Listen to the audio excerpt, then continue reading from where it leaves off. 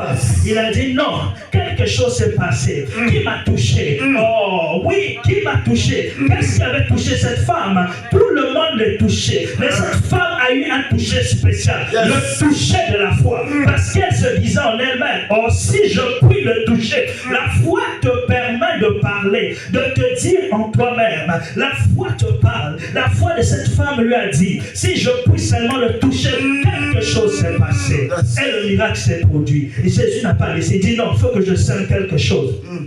Il dit à cette femme, va, ta foi t'a sauvé. Oh, la foi. Combien c'est important. C'est bien que Jésus l'a cultivé dans chaque personne. Et nous savons que c'est le fondement de toutes choses. Paul même quand il explique la stature de l'homme parfait, il commence par la foi. Parce que c'est cela le fondement de l'Église. La foi. La foi. La foi. Toute chose vient de là.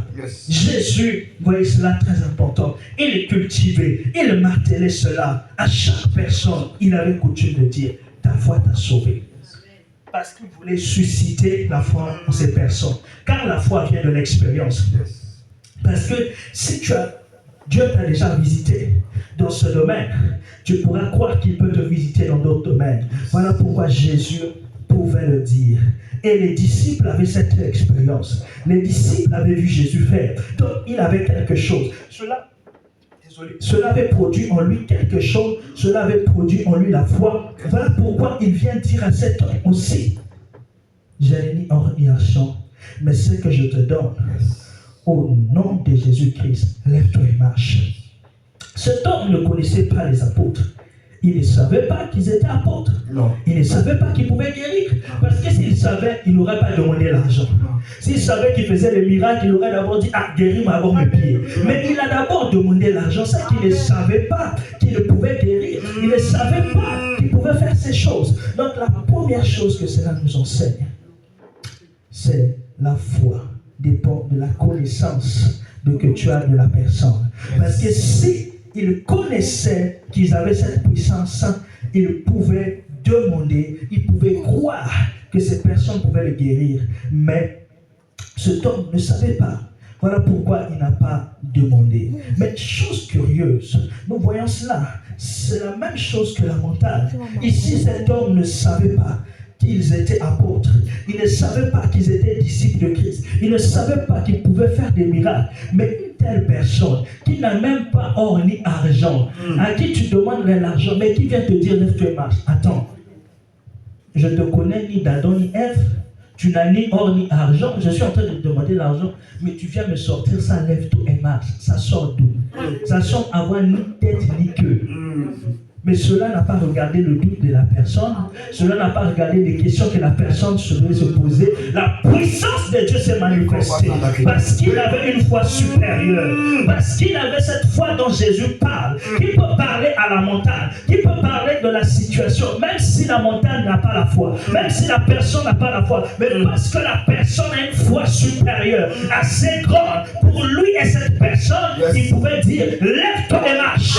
Cette parole pouvait contourner l'incrédulité de la personne. Cette parole pouvait contourner la crédulité de cette personne. Car l'incrédulité de cette personne est comme une montagne. La situation de cette personne est comme une montagne. Ne parle pas à la personne. Oh, tu n'es pas en train de prier pour la personne. Tu es en train de parler à la montagne. La maladie, c'est une montagne. Oh my God. Sa maladie était une montagne. Il était en train de parler à la montagne. Il était en train de dire quitte cette bonne à la mer. Cette bonne à la mer. Libère mon frère, libère cette personne, parle à la montagne, parle à la montagne. Oh, même si ton fils ne croit pas, même si ton fils dit les choses de Dieu là, je m'en fous, je ne connais pas ça. Ton problème, ce n'est pas ton fils. Ton problème, c'est parler à la montagne. Tu as le pouvoir de parler à la montagne. Tu as la capacité de parler à la montagne. Parle à la montagne. Oh. Ici, Pierre ne lui a pas dit, est-ce que tu crois? Est-ce que ceci, cela? Non, il a parlé à la situation. Il a dit au nom de Jésus-Christ de Nazareth, lève-toi et marche. Parce qu'il avait reçu quelque chose. Oh frères et sœurs, il avait reçu quelque chose. L'onction du Seigneur. Ce jour-là, à la Pentecôte, l'Esprit était descendu.